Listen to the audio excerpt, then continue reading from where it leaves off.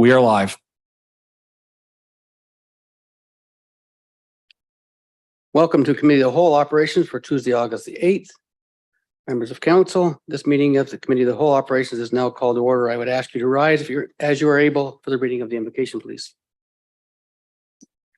As we come together today, we recognize the great responsibilities laid upon us. Our council will always strive to understand the needs of the people we serve and to use power wisely and well. Our purpose is to establish and maintain a city of prosperity and righteousness where freedom prevails and where justice rules.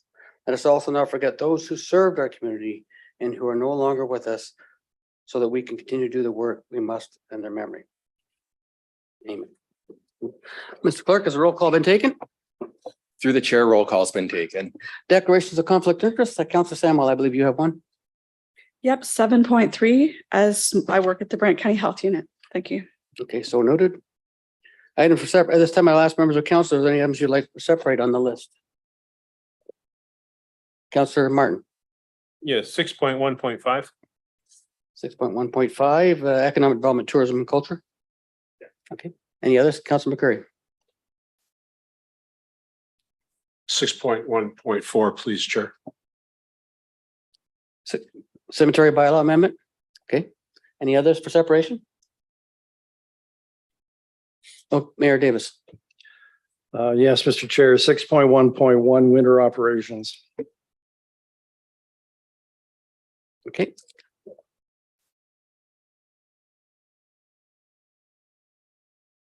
Any others for separation? Seeing none. Okay.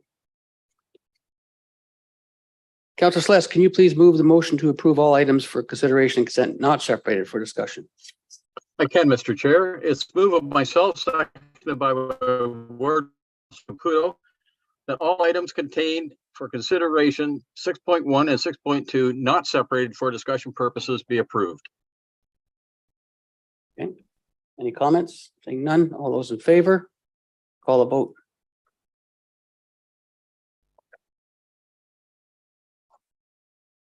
Oh, yeah. Yes. My e-scribe's not working, so I'm just going to use. Councilor Caputo, we're just waiting on you to vote, sir. I think it's. I'm in favor. My e-scribe's not working. Okay. In the affirmative.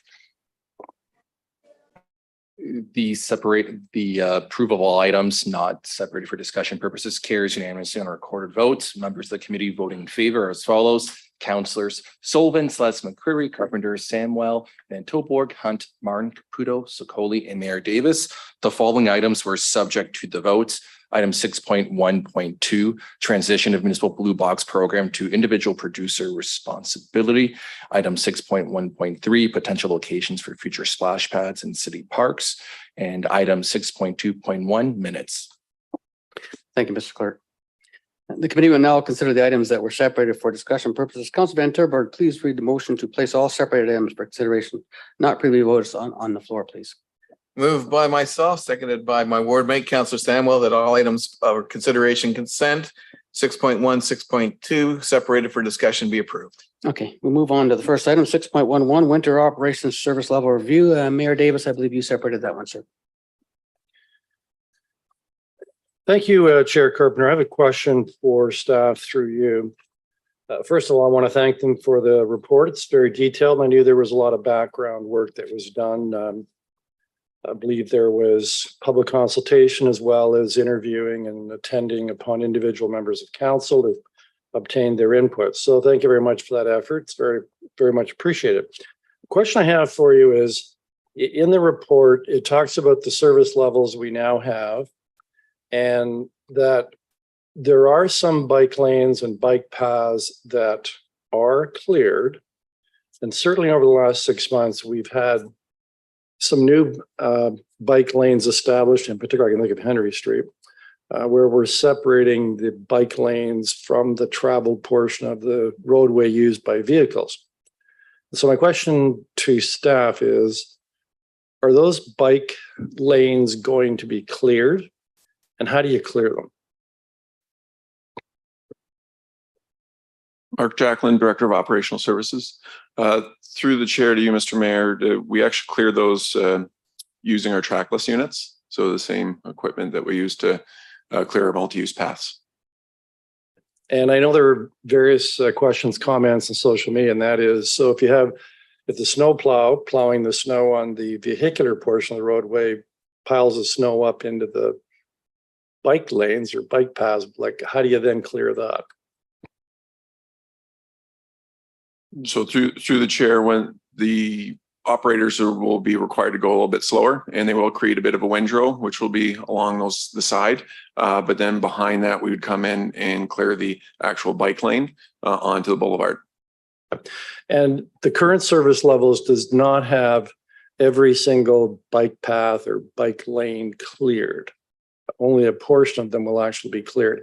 How do you determine that? Which ones will be cleared and which ones won't? So through the chair, any bike lane that is actually on the road is required to be cleared. Multi-use paths, we do clear those as well. It's the only trails that go through parks that we don't clear. Parks does a few minor areas, and then basically like the Trans-Canada Trail. So all of those trails, for the most part, are not cleared. So the trails we have in the city that would be used by those who say are commuting to work or school or going shopping, even in the winter, will those bike lanes be cleared? Through the chair, that is correct. Okay, great. Thanks very much. And good to know that. Thank you. Thank you, Mayor Davis. Any more comments on this one? Councilor Scully. Yes, I just have a few questions. I am looking at all of the options and I'm most inclined to want to perhaps increase our service level. How did you come to the conclusion that we sort of keep everything status quo as opposed to perhaps sending out plows, with only 8 centimeters of snow instead of 10 to maintain the side street neighborhoods? So through the chair, we conform to the maintenance standards that is set out by the province. And from a maintenance standpoint, that is the best standard there is. We obviously have the ability to increase standards, and that would be up to council's decision. Okay. So for me, I would prefer, I think, that we look at or discuss increasing our service level from the minimum standards. And I'm not sure where everybody stands, but Mr. Chair, when appropriate, I'd like to attempt an amendment on this. And then where bike lanes are concerned, just piggybacking off Mayor Davis's questions. I know on Oak Hill, there's been some concerns about snow removal where those bike lanes are concerned with the barrier. Can you just ensure us now that the snow removal is not going to result in a narrowing of the roadway at all in those areas where there's those, buffers put between the roadway and the bike lanes? So through the chair, no matter what road you plow, there could be some type of shortening but as the sun gets out and salt starts to work, the snow will start to melt away. So if there is a narrowing, is it a potential to remove some of those barriers for the winter? Is that something that could be discussed? Through the chair, that is correct. We would come through. Very good. Thank you so much. Thank you, Councilor Scully. I have Martin, McCurry, and Hunt in the queue. Councilor Martin, you have the floor. Thank you, Mr. Chairman. Through you to staff, the 10 centimeters for the green routes, is that cumulative? So that if we get 6 centimeters one day and then 2 or 3 days later, we get another 8 centimeters, does that trigger the 10 centimeters for the green routes? Through the chair, it could. It just depends on how snow falls. There's too many what ifs in order to put that out there, but we would be treating the roads either way, which would probably reduce that snow significantly from the first time. But then if you do get another accumulation and we are up to 10 centimeters, we would be clearing the roads. Okay, thank you. Thank you, Councilor Martin. And I've got you, Councilor Sless. Councilor McCurry, you have the floor. Sure, thank you. And through you to staff. When I look at the mathematics involved with respect to the survey, we have 49% not wanting additional snow and ice removal on streets, 44% wanting it, could you tell us what about the 7% that we don't talk about? So through the chair, they would have been undecided. Thank you. Thank you, Councillor McCreary. Councillor Hunt. Thank you. And through you to staff, Mark, the flexible bollards that have been installed in quite a few of the areas, specifically separating bike lanes with lanes of traffic and or being used for traffic calming measures. Are those to remain in place during the winter?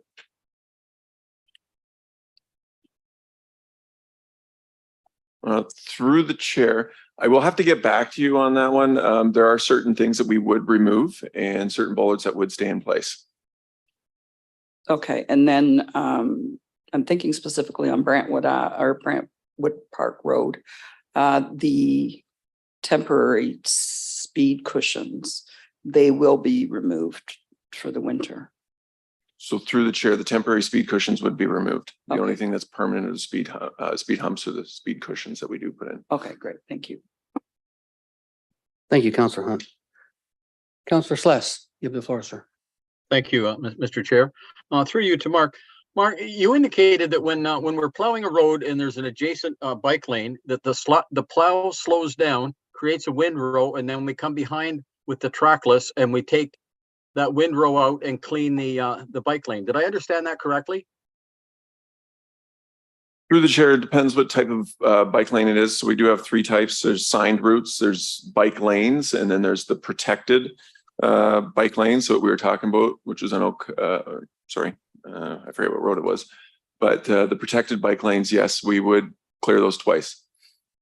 Okay, because I'm just wondering, every snowfall, it's an issue. I'm sure in every ward. I know it's in our ward, in Ward 2, where there are no boulevards, and the resident comes running out after the snowfall, cleans their sidewalk. The plow comes along and deposits the whole windrow back onto the sidewalk, and then the whole process has to play itself out again. I'm just wondering, is there a way to slow it down and come in behind and do the same thing with those sidewalks as there is to that you're doing with the bike lanes? So through the chair, not with the current standards, but what we have been doing is we're using a lot more technology and leveraging technology. So the operators are going to be aware of those locations. So we have about 130 kilometers of front facing sidewalk, which you're discussing right now, which we're discussing. And so the operators should be aware that that is the case that's there, and they should be slowing down to reduce the amount of windrow as much as possible. Okay. And do we automatically go back in and clean up whatever he deposits there after the sidewalks cleared by the resident?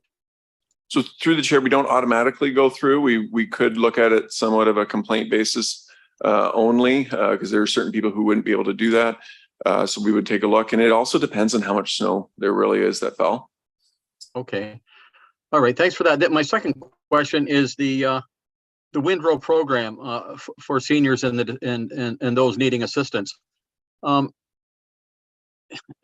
get a lot of complaints that I believe the standard is we will have in 40 hours, and we're dealing with seniors that are constantly, needing medication, needing doctor's appointments and medical appointments, all of those types of things, that to be locked in their homes for 40 hours potentially is rather devastating to most. Again, I get a lot of complaints, and I'm sure others do as well.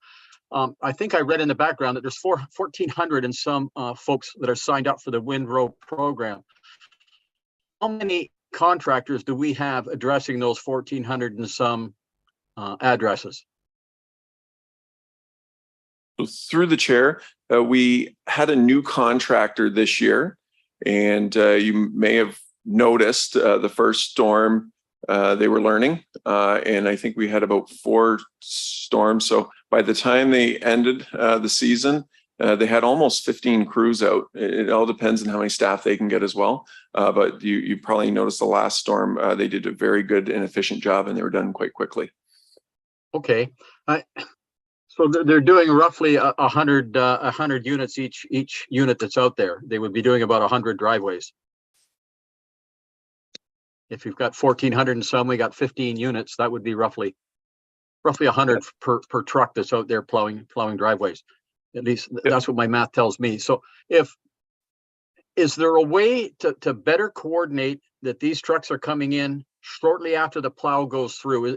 Can GPS assist us in any way to make that more efficient, that he's not waiting till that entire area is cleared before he starts, that he can somewhat follow it? Is that logistically possible? Through the chair, we can look at that, but logistically, it's very difficult because it depends on how the operator's cleaning the area. Sometimes they have to make 2 passes, if not 3 passes. So we don't want them being too close where they would just be cleared, snowed back in again. But we are working with the contractor and leveraging our technology in order to do it as efficiently as possible. Okay, yeah, I think, Mark, anything we can do in that regard to shorten that time that folks are snowed in, I think would really be appreciated by the residents. Again, thanks for the report. Appreciate it. Thanks, Mark. Perfect. Right on the mark, Councillor Sless. Any other first-time speakers? So Councillor Scully, I'll come to you for an amendment. Yes, so the extra mile is often a lonely mile, and I don't ever believe in doing the bare minimum. So I'm going to attempt this, and I'm seeking a seconder. I'm looking to amend B, that staff be directed to proceed with option, and then it's 9 and 10 as identified in section 9 of the report. So section 9 would be that we increase our minimum standard. So instead of waiting for 10 centimeters of snow to accumulate, that would trigger us to clear the snow around 8 centimeters, and that we also expedite our windrow removal program. So both of those would go hand in hand. Thank you, Scully. Well, I had a couple of seconds, but I had Councillor Hunt first, Councillor McCurry. Lots of seconders Do there. I have, okay. You can speak to it now. No, I think I've already kind of said my piece. But, Anybody speaking to the amendment? Yes, 9 and 10, option 9 and 10. Oh, Councillor Van Tilburg, you have the floor, sir, to the amendment. Pardon me?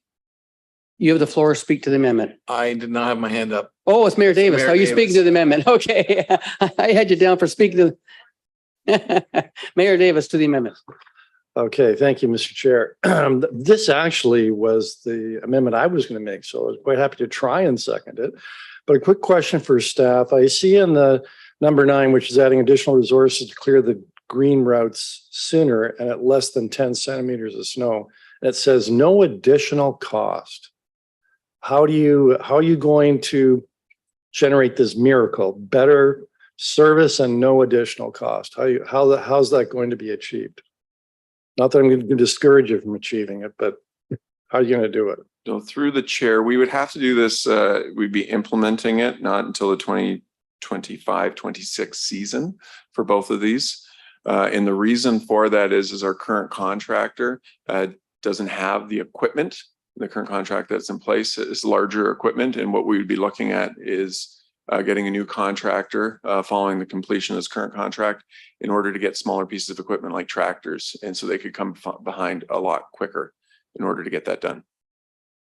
Yeah, that's great to hear, because I think as Councillor Carpenter I discussed this morning, that the most common complaints we receive are people who believe green routes will be done in logical order after red routes. And of course, depending on the depth of snow, the red routes only may be done and not the blue and green routes. And that creates a lot of uncertainty and questions. So this, I think, would resolve many of the questions and concerns we receive, plus the windrow program that probably, for me as mayor, generates the greatest number of inquiries. So glad to hear that.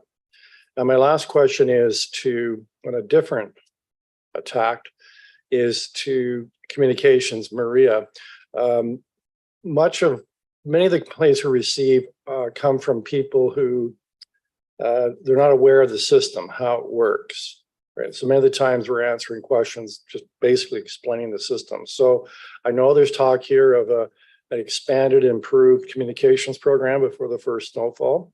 What will that look like, and how will that be different than programs we've run in the past? Maria Vasaki, Director of Communications, Community Engagement, and Customer Service. Through Chair Carpenter to Mayor Davis, thank you very much for the question and the opportunity to let the public know that we're going to intensify communications around renter control.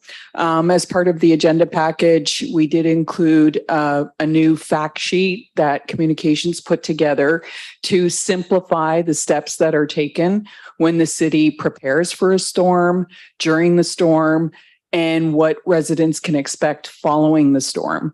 The infographic also includes information about what the city expects of residents to help us manage the storm.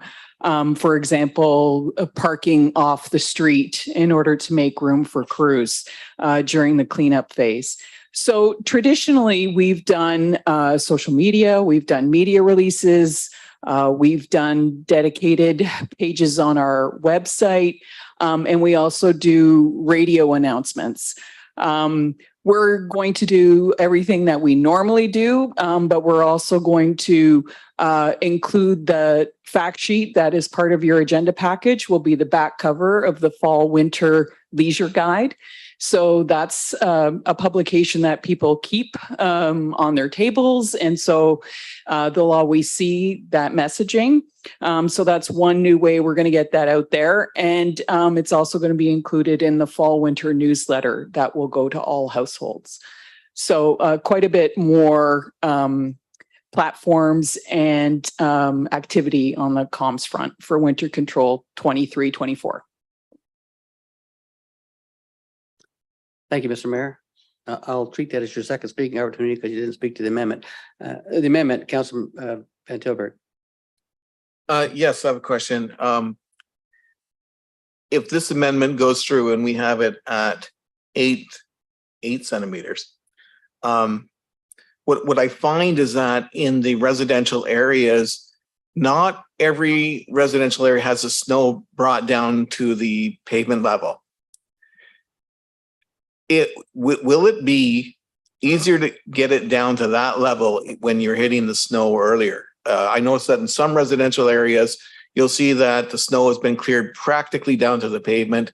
And in others, we're riding on a crust. And my understanding is that riding on a crust of snow is actually an acceptable standard. So if you follow me on that, will hitting the snow earlier at 8 centimeters possibly alleviate crusty residential streets? Through the chair, the sooner we can get to those roads, the better. Obviously, the more cars that drive over those residential roads will create ice in those conditions.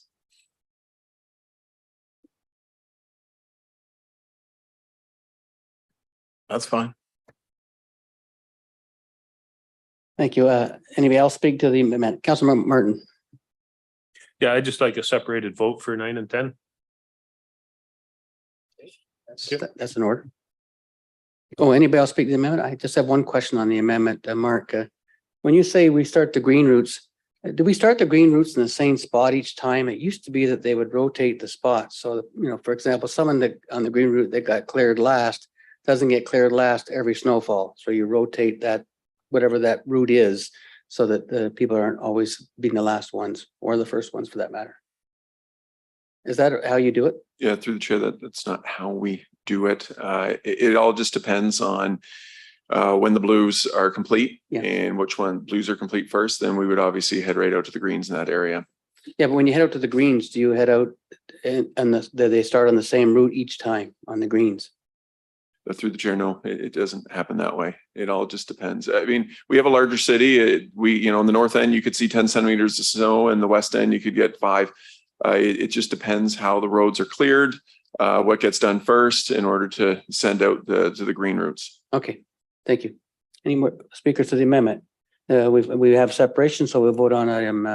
Mr. Chairman, I got my hand up. Oh, sorry. Councilor Sluss, my apologies. I see it right in front of me. Go ahead. Not a problem. No, I just through you to Mark. Mark, can you tell me the year that this is implemented? Can you tell me the dollar value of the impact of approving both 9 and 10? What would that cost annually? Through the chair, the only impact it will have is actually on the windrow, which would, based on the amount of snow that we've received over the past, 4 to 5 years, we'd probably have to clear the windrows an extra 2 times. So the Okay. impact would be probably $23,000 Okay, estimated at. that's good. Yep, thanks very much. Thank you, Councillor Slass. And we have a balance in that budget now from carryovers for previous years, as I believe, I understand. Okay, so even though the resolution said 10 must be approved with 9, we've asked for separation, so we will have a separation. Okay. I'm sorry, point of information. Are we separating A and B, or you want to separate within? I think Councillor Martin B. wanted 9 and 10 separated. Well, that's not how I worded it. Is that in order to separate half a sentence for Yes, different votes? yeah, it's in order, separate 9 and 10. I've rolled it in order. Okay. Call the vote on number, because he's asked for 9 and 10 to be separated first, so we'll separate 9 and 10, and then the vote will be the rest. Okay. Could I have Point of the, order, clerk- Mr. Chair. Okay, yeah. Go ahead. Can you really separate 9 and 10? Doesn't the report say you have to do 10, you've got to do 9? It does. Well, the staff, if we separate them, is that not doable? Through the chair, no. Okay, so then I rule his separation out of order. Thank you. Okay, call the question on both items, the amendment in totality.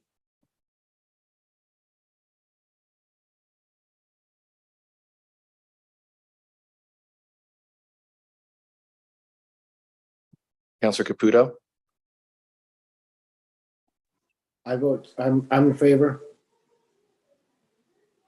the amendment to item 6.1.1 carries on a recorded vote of 10-1. Members of the committee voting in favor are as follows: Councillors Sullivan, Sless, McCreary, Carpenter, Samwell, Van Tilburg, Hunt, Caputo, Sokoli, Mayor Davis. Members opposed, Councillor Martin. Any more comments on the motion as amended? Seeing none, Mr. Clerk. Councillor Sless, go ahead, sorry. That's okay, thank you. Just through you to staff, I think in the report I read something about more vigorous bylaw enforcement on sidewalks, residential sidewalks that aren't being cleared. Am I remembering correctly? Through the chair, that is another option. But what we have been working with the bylaw department, and we are hoping to work out something that we're able to get better enforcement at this point. Okay, because my concern, Mark, is that when we go through the proper procedure and they have 10 days to comply and all the rest of that they're legally entitled to, the snow has melted, but we've had a week of very dangerous sidewalk. And I wondered if there's a way that we can structure that will allow bylaw to go in rather quickly, like within the compliance period. If everybody's got to be done in 24 hours, then do we not have the legal authority to go in to make the place safe at that point, as opposed to issuing a warning and then waiting for compliance and then not getting it, but then the snow melts and everything goes away? It's a poor situation because people are getting away with it. And it's the same, at least in my ward, it's the same houses every snowfall that tend not to shovel or clear their walks. That if there was a way to enforce that, I think it would go a long way in making the streets a lot safer, the sidewalks a lot safer for sure. Can you comment on that, Mark? Through the chair, we have been doing a much better job this year of enforcing. What some of the issues that we do have is we can put the notices out, but we don't have enough staff to go behind and clear everything. So that was one of the options was in it. We can have better bylaw enforcement, and an additional 2 staff would be able to come through and clean those that are not doing basically their civic duty, and we could charge them for that. Thanks for that, Mark. Thank you, Councillor Sless. Any further? And further to that, Mark, could we ensure that we have actually complied with the 24-hour rule before we start enforcing others to comply? Through the chair, I can confirm that we do. Okay, comply. thank you. Okay. Councillor Van Tilburg, sorry. Yeah, I just want to follow up on the sidewalks, much like the windrow. I think if we paid attention to how this snowfall this last time was a lot different. It's something that I noticed a lot of seniors and I know disabled people that would plow their sidewalks this time. And they struggled with this type of snow, the way it iced up. And I mean, that was almost immediate. So I'm wondering, is there a way that we can have some, I don't know, a way to help seniors and disabled people, a mechanism that we can get their sidewalks cleared? It's almost in the same problem as Windrow if it's that kind of an ice, if you follow me. I'd never had those kind of calls before until this last snowfall, where I had for the first time ever people that had done their shoveling on the sidewalks, and their mechanical ones and their hand push blades could not clear that snow. In fact, we sent some of our people out to do that for them. What's your thoughts? Through the chair, we don't have the staff or capability and to go out and clear other people's sidewalks. Obviously, there's a bylaw that is the requirement of the homeowner to do that. There is options, available that we could work with neighborhood associations in order to come up with some type of solution to that. But from a clearing perspective, from an operational side, we don't have the ability or the capability of doing that. Thanks, Mark. I don't see any further speakers, so I'm going to call the question on the motion as amended.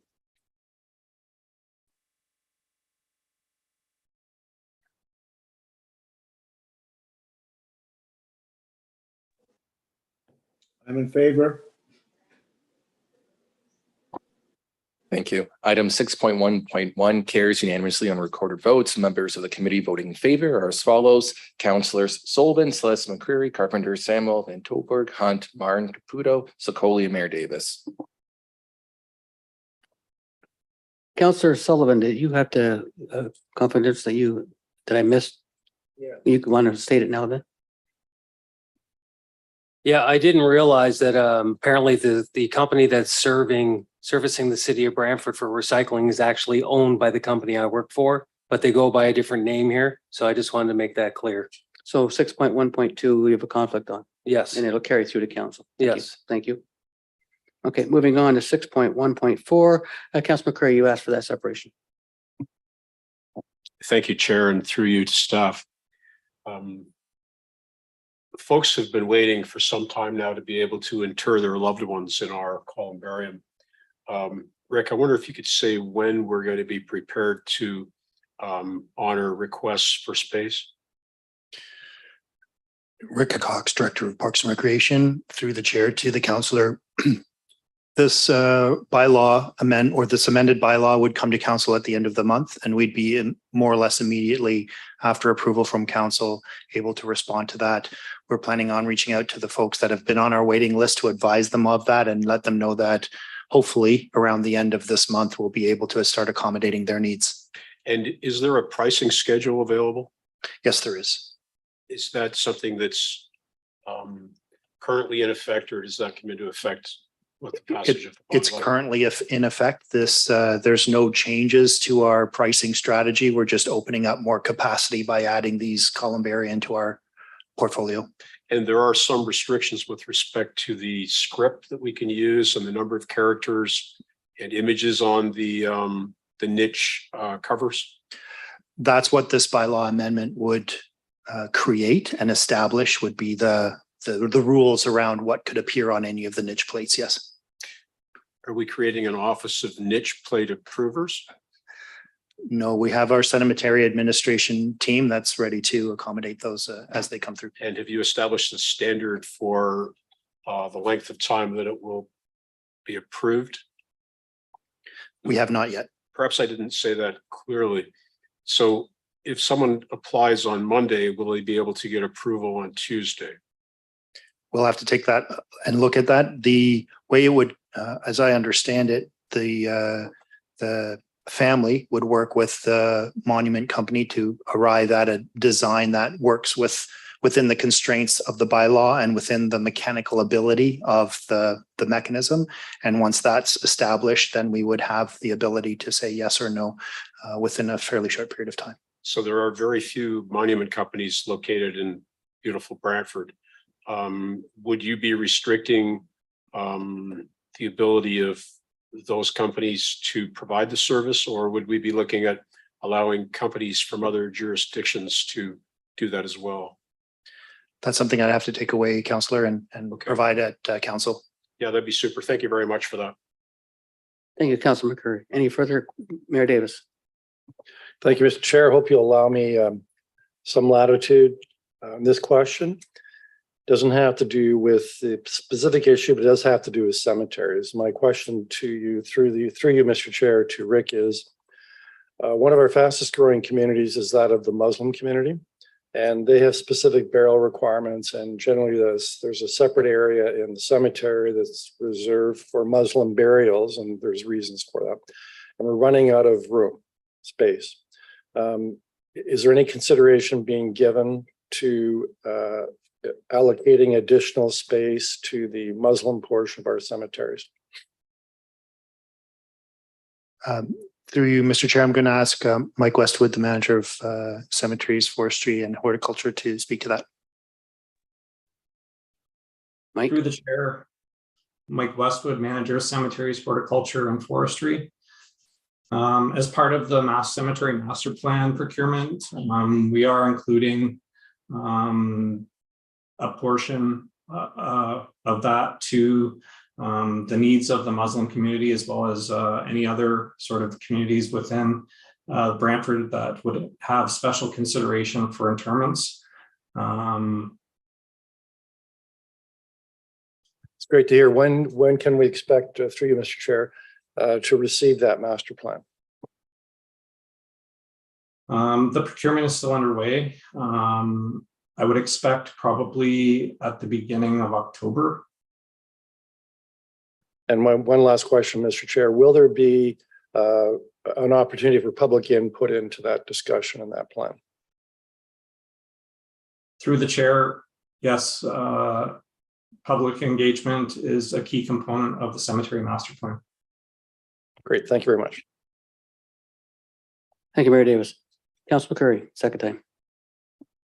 I would like to commend the chair on his permission of latitude in this matter. I think it's worthy of note, Mr. Chair, that you are looking after the interests of council and the community and allowing that. And I do have one question to follow up, since you are gracefully allowing said latitude. Mr. Westwood, are you able to say whether or not the additional space allocated for Muslim burials will be contiguous to that space which they already have secured? Through the chair, at this point, we're uncertain. We do have an option sort of in our back pockets to go across the road into existing sections that are surveyed for other interment rights.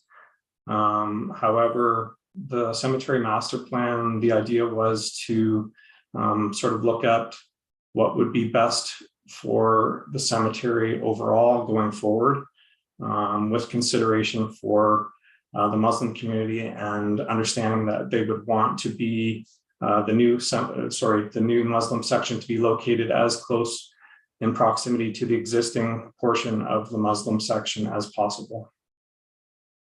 Thank you for that, Mike. Thank you. Seeing no further speakers, I'm going to call the question on 6.1.4.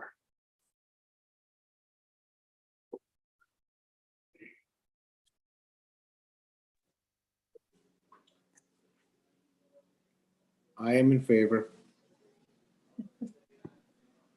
Item 6.1.4 carries unanimously on recorded votes. Members of the committee voting in favor are as follows: Councillors Sullivan, Celeste, McCreary, Carpenter, Samuel, Van Tilburg, Hunt, Martin, Caputo, Sicoli, and Mayor Davis. Thank you. Moving on to 6.1.5, Economic Development, Tourism and Culture Initiative Advisory Committee Report. And I think Councilor Martin, you had this one. Thank you. Through you to staff. This talks about a parkette near the library. The library is basically surrounded by sidewalk. Where the heck are you going to put a parkette?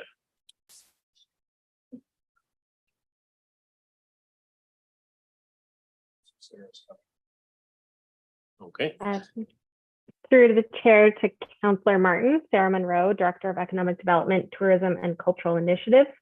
There is a covered space behind the library that is pointing towards the Market Street Parkade. That is where they're currently looking at. So there are individuals that busk in that area already. They're looking to upgrade the technology and some of the amenities to make that a little bit more of a formalized, comfortable space for busking. And is it big enough for that? I didn't think that area was big enough for even a parquet. Yes, it is. The terminology of parquet isn't really properly used in this notice of motion. It's more of simply a more formalized covered space for a couple of individuals and their instruments. And it does have some stair area in it as well that individuals do typically sit on as if they're chairs. Okay, thank you.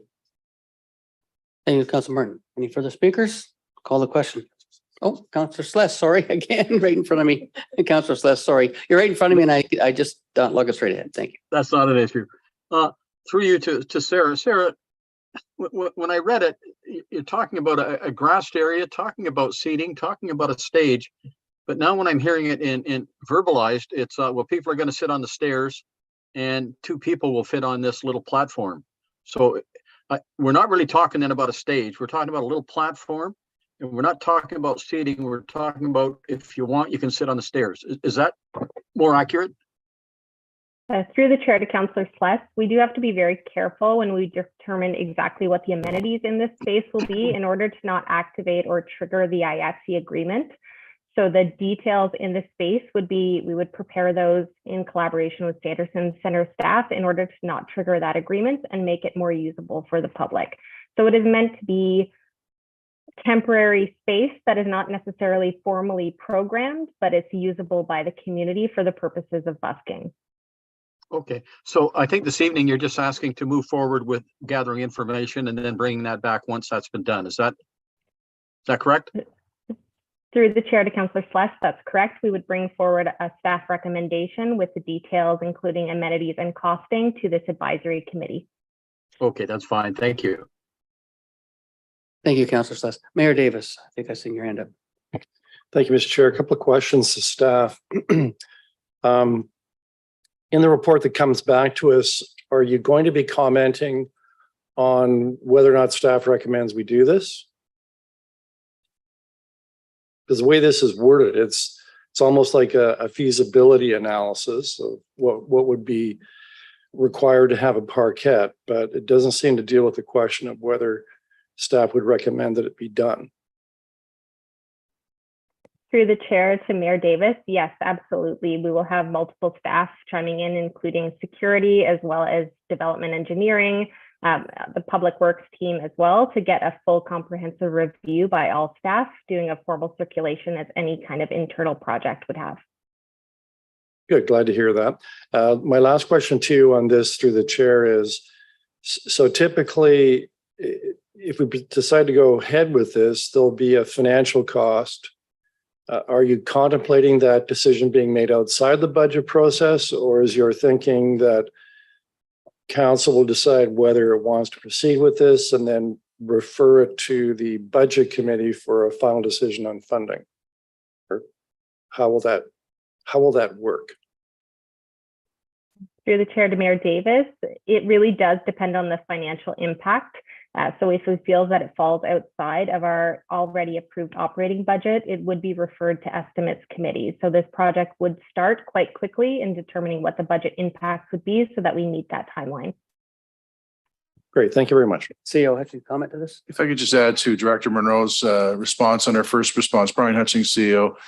Director Monroe mentioned the working with other people like Public Works and things like that. I think it's important people realize we're also trying to do this in collaboration of the downtown Colborne Street and Dalhousie Street being repaired and replaced. So it all has to work with, and that's why the key to work with our partners on the team to make sure that the timing works as well to do this as well. Thank you. Councilor McCreary, you're next on the agenda. You're next. Chair, thank you. Just a question regarding the presentation of some of these items tonight. We're looking at 6.1.5, which appears to us as a resolution with, I guess, a report attached to it, whereas with respect to the other items, we have reports with resolutions buried within the report. And I'm wondering why the difference in the two layouts.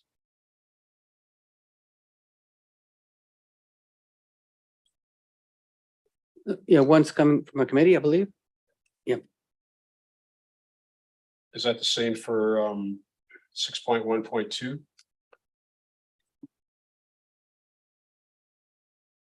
No, 6.1.2 is not on the floor. No, I realize that, but the chair being in the mood to offer latitude, I just wanted to draw that comparison that both of those items appear as resolutions as opposed to reports.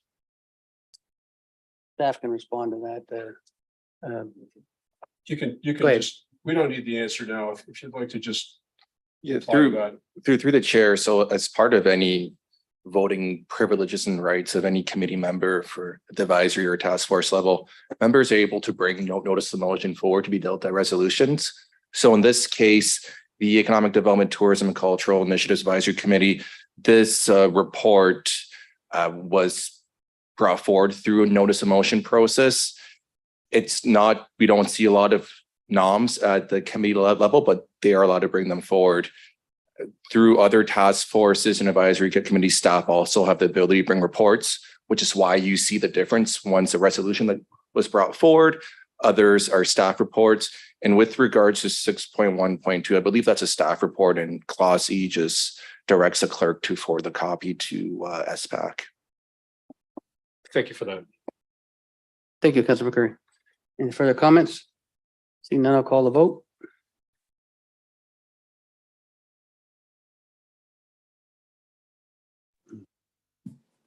I'm in favor.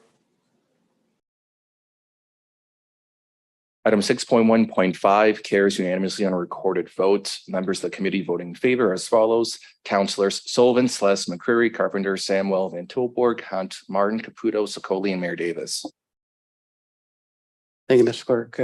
Now we'll move on to resolutions, and the first resolution is Ted Bear Software Diamonds of Councilor McCurry. This is your resolution. Please read your resolution and state your seconder, and then you have the floor, sir. Thank you. And anybody wanting to take a break might want to do it now because it's going to take a while to read this. My seconder for this resolution is going to be Councilor Sless, who assisted with some of the information in it. And I'll read it as follows, Mr. Chair. Whereas Ted Bear was Brantford born and graduated from Central School and Brantford Collegiate Institute, and whereas Ted grew up playing sports and minded the net for the BCI hockey team, and whereas from an early age, Ted's sights were set on a career in sports journalism, and whereas Ted joined the Expositor newsroom in 1950 as a general news reporter and assistant sports editor, and 3 years later was promoted to sports editor, and whereas Ted wrote a daily column, The Bear Facts, and was a gifted writer whose turns of phrase and witticisms could make his readers chuckle. And whereas during his time at the paper, he was witness to almost every major sports event in Brantford and area and took great pride in informing expositor readers about the accomplishments of local athletes. And whereas Ted's body of work chronicled all that was newsworthy, from the accomplishments of youngsters just starting out in house league play to the athletes who played in major leagues or competed in Olympics. And whereas Ted told as many sports stories as he could in his inimitable style for more than 42 years, and whereas Ted won 4 Western Ontario Newspaper Association awards and was runner-up twice, and whereas Ted was a member of the selection committee for the Frank Tomlin Memorial Award for Brantford's Sportsperson of the Year, and member of the selection committee for the Brantford and Area Sports Hall of Recognition. And whereas in 1992, Ted was one of 65 area residents awarded a commemorative medal for the 125th anniversary of Canadian Confederation in recognition of contributions to their community. And whereas in 1994, Ted was inducted as a member of the honor roll in the builder category of the Sports Hall of Recognition. And whereas in 1998, Ted received an award of merit from the Walter Gretzky CNIB Celebrity Golf Classic. And whereas Ted was honored at a 2004 dinner, An Evening with Ted and Friends, which was organized by the Arnold Anderson Sports Fund.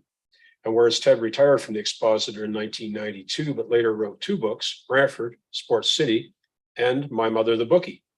And whereas Ted continued to write Bear Facts and other stories for the Expositor on a freelance basis until his death in January 2011 at the age of 82. Now, therefore, be it resolved that the requirements of corporate 23 municipal naming policy be waived, and that the memory of Ted Bear shall be perpetuated and that his achievements will be recognized by naming in his honor the softball diamonds at Lions Park, which henceforth will be known as the Ted Bear Softball Diamonds, and that appropriate signage will be installed by staff and funded from the Council Priorities Fund in an amount not to exceed $5,000, and that an event to honor the occasion will be scheduled by staff and funded from the Council Priorities Fund in an amount not to exceed $2,500, and that the following shall all be completed during 2003. And Mr. Chair, I'm not sure that I really have anything to add, except that I would appreciate if those who are in attendance tonight and those watching at home can join us in celebrating Ted's achievements in his life. We did honor him previously, but the redo of Gretzky Center saw that naming right extinguished some 10 years ago. And I'm thankful to those in the community who came to us and hope that we would again recognize his contribution and his life. So having said that, Mr. Chair, as I said, I would appreciate unanimous support from everyone tonight. Just one question, Councilman Curry. You said 2,500 and my report says 5,000. We shall err on the greater number. So the 5,000 is the actual number, that's the one that's in the agenda. Okay, thank you. Anyone wishing to speak to this?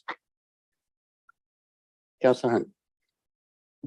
Just a clarification. So am I reading it's $5,000 for the signage and 2,500 for the event? And I believe I got thumbs up from.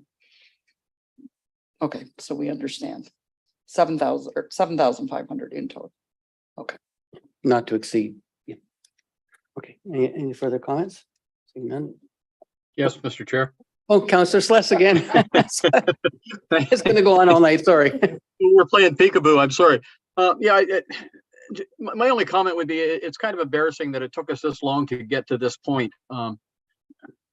I hold Mr. Bear in the same esteem that I hold Mr. Anderson. I think they were just pillars in our community that the sporting community was built upon, and they were just stellar, both of them, stellar gentlemen and stellar boosters of really minor sport in this community. So I'm really pleased to be seconding this. And as the mover said, I would hope it would be unanimous, because I think that sends a message to Mr. Bear's family and the community. Thank you, Mr. Chair. Councilor Sless, once again, sorry. Okay, and seeing no other speakers, that's why Councilman Curry, second time. I was neglectful in failing to mention two of the folks who came to us and initiated this, those being Stan Waros and our friend who once graced these halls, Joshua Wall. They initiated this, and Councilor Sless and I brought it forward tonight. Thank you, Mr. Chair. Thank you. Seeing no other speakers, I'll call the question. I'm in favor. Item 7.1 carries unanimously on a recorded vote. Members of the committee voting in favor are as follows: Councilors Sullivan, Sless, McCreary, Carpenter, Samwell, Van Tilburg, Hunt, Martin, Caputo, Sokoli, and Mayor Davis. 7.2 is my resolution. So, Mr. Mayor, would you please take the chair for this one? I'd be happy to, Councilor Carpenter. So I believe Councilor Carpenter, you have a resolution you'd like to put on the floor. Would you please read it and state your seconder? It's moved by myself and seconded by my ward mate, Councilor Linda Hunt. Whereas the Brantford Red Sox were founded in 1911 when they joined the Canadian Baseball League, and whereas the Red Sox joined the Inter-County Baseball League in 1921 and currently play in the senior division of the IBL. And whereas the Red Sox have always called Cockshut Park, originally Agriculture Park, home. And whereas over the years, many great players have worn a Brantford Red Sox uniform, including Ron Steed, the only amateur inducted into the Canadian Baseball Hall of Fame. And whereas the team has provided over 110 years of great baseball experience for players and fans in Brantford. Whereas the corporate city of Brantford recognizes and supports the legacy. And whereas the Red Sox organization is still recovering from the economic setbacks of the pandemic. And whereas this council has prioritized supporting the growth of year-round high-level sport experience for players and fans in Brantford. Now therefore be it resolved, City of Brantford provide the Red Sox with a credit against fees incurred to use the Arnold Anderson Stadium field and concession for up to $15,000 in each of the 2023, 2024, and 2025 calendar years. And the credit be funded from the Council Priority Reserve Fund. And I just wanted to I'm going to move a referral to this item because of some work going on with the Red Sox. So I'd like to refer this item for one cycle. My seconder is Councilor Hunt. Or Counselor Sepulveda seconding that? Seconded by Counselor Sepulveda. Deferral, yes. Deferral. All right, so to the deferral, that's only debate is only as to time and place, but you've been very specific. It's one cycle. Any discussion re time and place? Seeing none. Mr. Clerk, would you please take the vote on the deferral?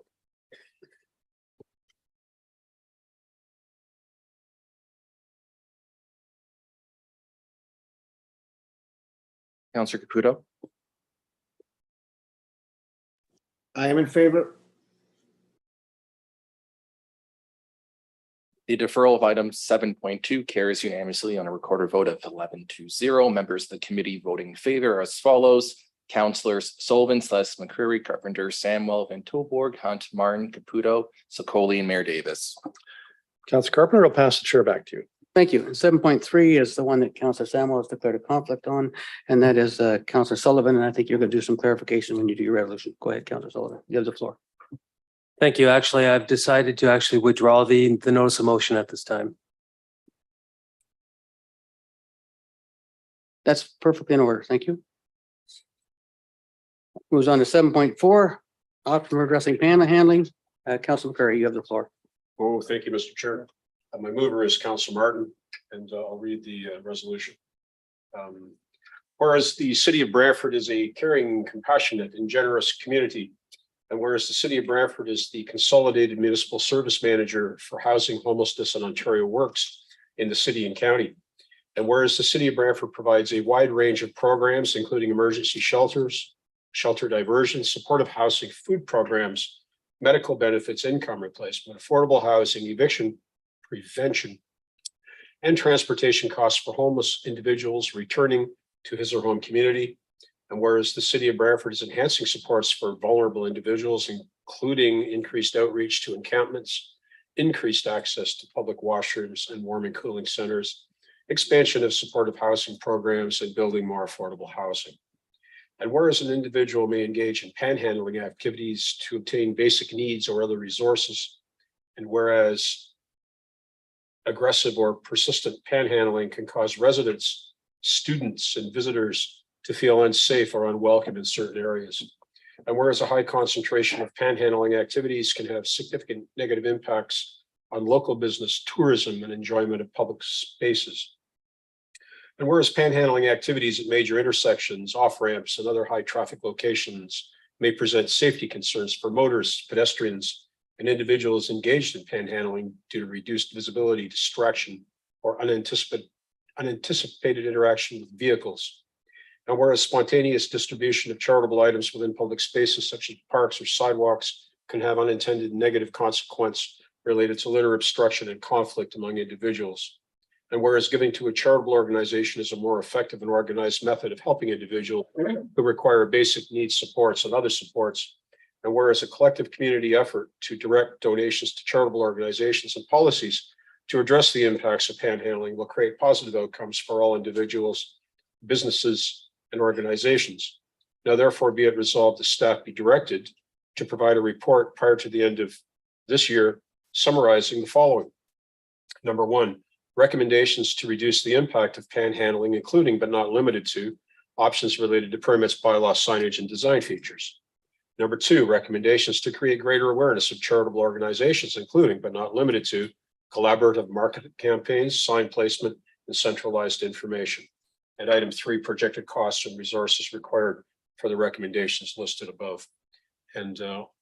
Chair, I believe it is relatively self-explanatory, but we think that we need to respond to some of the concerns expressed by members of this community who feel disadvantaged by folks who are pressuring them to give money and cards and so on at intersections and drive-throughs. And it creates a level of discomfort for folks, especially the elderly female constituents. And with respect to the number one portion of this, I think staff report, we can look at what's being done in other communities as well, because this is not, it's not universal. This happens in many communities, but not all. And there may be different approaches to this that are successful elsewhere that we can tag on to. And secondly, we recognize the vulnerability and the needs of people in our community, both from here and folks who have migrated to here. with respect to helping them get through some difficult times, to helping them to feed and be clothed and housed, and finding them the medical and psychiatric care that some of them are in need of. And this, Mr. Chair, I think helps to move us in both those directions. And I don't see anything in here which would preclude us from being able to wholeheartedly endorse this tonight. We would have a report coming back to us by the end of this year, which then could look at options going forward to begin to have a more comprehensive outlook for these folks who feel the need to beg for money on corners through disadvantage or through economic opportunity. Better for the community, better for the folks that are engaging in these activities. Mr. Chair, thank you. Thank you, Councilor McCray, and you'll be glad to know I didn't start the clock till after you finished your resolution, so your speaking time wasn't diluted. Councilor Martin, I think I do next. Thank you, Mr. Chairman. I'd just like to correct one thing. Councilor McCurry said I was the mover. I'm actually the seconder. He was the mover. But speaking to that, I understand why people give money to these panhandlers. Unfortunately, some of them misrepresent their situation. If people want to give money, they're far better off giving to organizations that truly help the homeless and people with mental health issues. By giving to those charities, you know the money is going to be used appropriately. And if the panhandlers aren't successful in getting money, they'll stop working on those corners and those off ramps, and it'll make the situation much safer for everyone involved. So I understand the desire to help people like that, but the best way to help them is to give to recognized charities that will pool the funds and do what's best for everybody involved. Thank you. Thank you, Councilor Martin. Any further speakers to this item? Oh, Councilor Scully. Yes, thank you. I think this is a very important discussion to have. I think we've all been witness to some very unsafe or scarier situations and some close calls on some main roadways. And I think if we get this report back and we review it, through a lens of compassion, that we can potentially increase the safety for everyone in the community, regardless of social status. So I'm happy to support this today. And I look forward to seeing what solutions we can bring forward. Thanks. Thank you, Councilor Scully. Any other speakers? Seeing none, Mr. Clerk, call the question.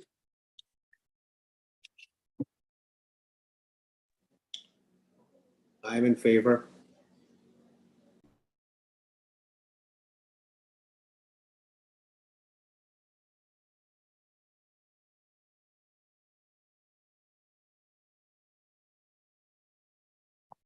Item 7.4 carries unanimously on a recorded vote. Members of the committee voting in favor as follows: Councilors Sullivan, Celeste, McCreary, Carpenter, Samuel, Van Tilburg, Hunt, Martin, Caputo, Sicoli, and Mayor Davis.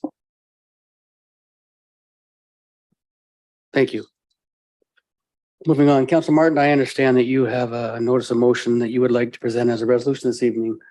Presenting this item as a resolution require 2/3 vote. Yes, 8.2, increasing the number of T hangers.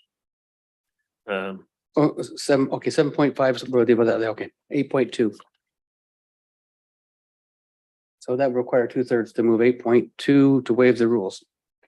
Yeah, I move, seconded by Councilor McCurry, that section 15.11.5 of chapter 15 of the City of Brantford Municipal Code be waived in order to introduce the following resolution without prior notice of motion.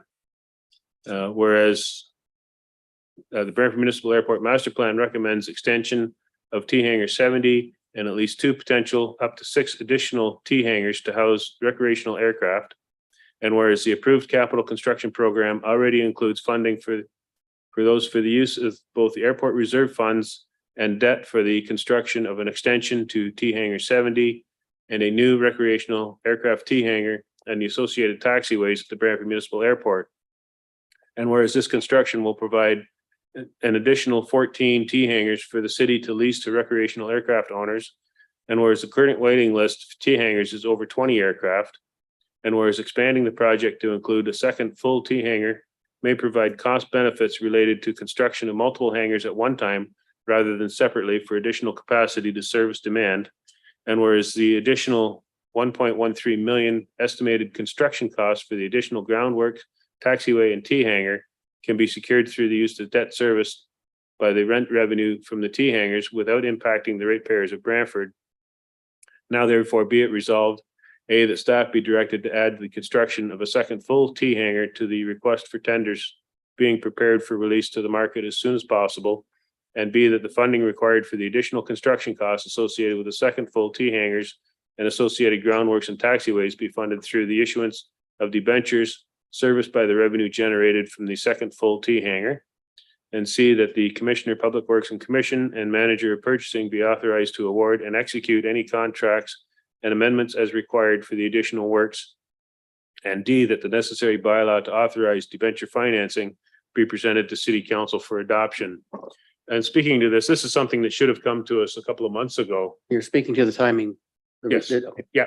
But with the addition of the additional second row of T hangars, there was additional site works that needed to be done, and staff needed the extra time to figure out what the costing would be of that extra work to include in the resolution, which is why this was delayed. And because it's delayed, that's why I'm asking that it be advanced as a resolution here tonight. Any questions on the timing for the advancement? Seeing none, this requires 2/3. Those call the vote. The clerk. I am in favor. The waiving of the rules carries unanimously with the required 2/3 vote. Members of the committee voting in favor are as follows: Councillors Sullivan, McCreary, Carpenter, Samuel, Van Tilburg, Hunt, Martin, Caputo, Sokoli, and Mayor Davis. Councilor Martin, you can move your motion by just introducing yourself as the mover and who the seconder is. Yeah, I move seconded by Councillor McCreary. And then you have the floor to speak to it, sir. Yeah, and the purpose of this is to affect cost savings by doing additional work now instead of doing it in two different projects. The contractor would have less cost in positioning equipment and that kind of thing, and hopefully we can get a better price by doing 3 at once instead of 2 and then 1 later. And there is the demand for the T hangar space right now, so it's revenue for the airport sooner to help cover off the cost of all the debentures and everything else that's going on at the airport. And it helps the airport remain self-sustaining as per the resolution that was passed quite a few years ago for the airport, the golf and the farmers market. So this is something that will benefit the airport and the city. And I hope everyone can support this tonight. Thank you, Councilor Martin. Any further speakers to this item? Oh, Councilor Scully. Is there anyone here who can answer questions regarding the airport? Rick? Okay. This feels a little heavy for me, having not had any notice or any reports attached to it. So I just want to make sure we have the land to do this. We're slated to do this. We have the money to do this. Can you comment from a staff perspective on this resolution, please? Through the chair to Councillor Rick Cox, Director of Parks and Recreation. Councillor, we do have the land for this additional T hangar. It was included in the airport master plan that a number of additional T hangars be built out at the airport over a period of time. And this is one of those already in the master plan. So there's a site that had been identified in that work done a number of years ago. What this does is speed up the implementation, as Councillor Martin has indicated, by mobilizing for a larger project. We hope to anticipate some savings in the construction costs. And regardless, this does align with the overall plan for the airport that was established a number of years ago, and also with, as I understand it, the visioning work going on right now with the airport board and the stakeholders in the airport. Okay. From a money point of view, it's debenture financing. So no, we technically don't have the money for it, but we will, by building it, have the revenue source to cover servicing the debt that's associated with it. And as well, the additional monies would come to the operations of the airport. And if not needed in the year, go into the surplus or go into the reserve at the end of the year. And in your opinion, there's a demand for this additional space at the airport? That's correct. We already have a waiting list that would fill out all of the spots that would be built even with this additional building. Very good. Full support for the airport. Thank you. Thank you, Councillor Scully. Councillor Sless. You're catching on, Mr. Chair. Through you to I guess, Rick, the demand is there today, but the mortgage will be, I would think, a minimum of 20 years and maybe longer. We anticipate that demand will continue throughout that period of time. Through you, Mr. Chair, to the councillor, the way that municipal airports and the recreational airport world is evolving in southwestern Ontario, at this point, yes, we do see the demand to be there for an extended period of time. You're right that the debenture will last longer than we can truly identify, and anything can change, but we do anticipate that we will be able to maintain the hangars in full capacity and full tenancy for the duration to pay off the debt. Okay. Thank you for that. Thanks, Rick. Thank you, Councillor Sless. Any further comments? Oh, sorry, Councillor Hunt, I had you written down, sorry.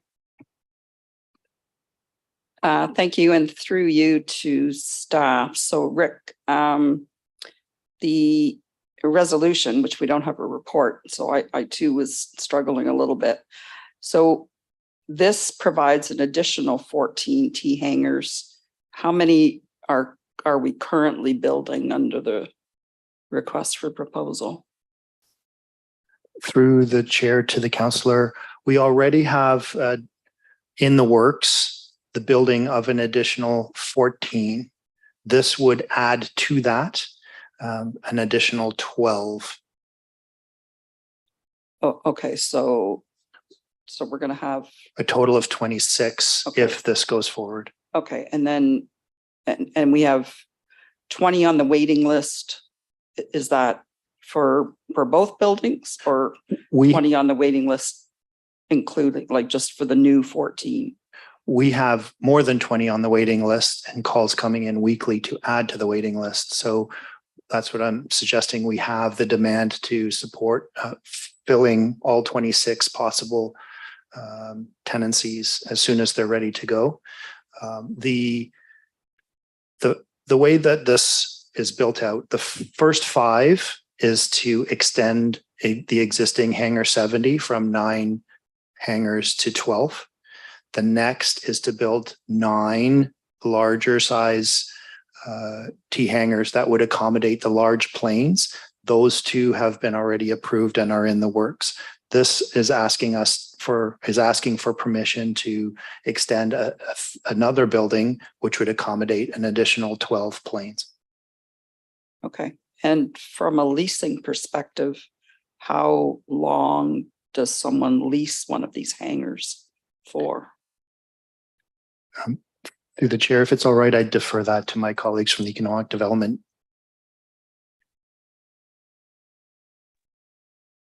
Through the chair to Councillor Hunt, all of our leases are a little bit different. So most of our leases are about 3 years. If we do have longer leases, they're up to about 5 years, and those 5-year leases come to council for review and recommendation. So are these hangars leased to individuals, like so every tenancy is one for one hangar, or are they leased as a fleet? I guess is a better question. Through the chair to Councillor Hunt, they're leased per hangar to individuals or corporations. Okay, thanks for that information. Thank you, Councillor. Any further comments? I have a few questions, if I may, whether Economic Development or Rick Cox. You said that there's a large demand for renting of hangars, and some, but is there a waiting period of 1 or 2, 3 years, and is there a big waiting list? To Councillor Carpenter, yes, The waiting list is extensive, and it is so large and so desirable that we've had some leases expire or some tenants leave, and within 24 hours, we fill that spot. So we do have quite a waiting list, and it changes depending on the demands, but we always have someone to call when there is a vacancy. If the demand is so great, should we not be increasing the lease rent? If there's that much demand, what are we capturing, what we can actually capture in rent for the taxpayer? To Councillor Carpenter, we review our lease rates in comparison to other similarly sized municipal airports. We are in line with those. However, we're doing a full review this year and looking at increasing those rates based on demand. And so that review will happen before these new hangars are built. That is correct. Those new fees would be in effect as of 2024. Okay, thank you. Seeing no further comments, I'll call the question.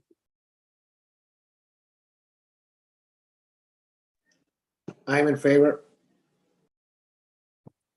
Item 8.2 carries unanimously on a recorded vote of 11-0. Members of the committee voting in favor are as follows: Councillors Sullivan, Sless, McCreary, Carpenter, Samwell, Van Tilburg, Hunt, Martin, Caputo, Coley, and Mayor Davis. Okay, notice of motions. Please note that the notice of motion deadline for the next committee of the whole planning administration is this Thursday at 9 a.m. Councilor Martin, you have a final notice of motion. Could you just read the title, please? Yeah, 8.1. It's the request to the county of Brant infrastructure needs at the Brantford Municipal Airport. And having said that, this meeting is adjourned. Thank you.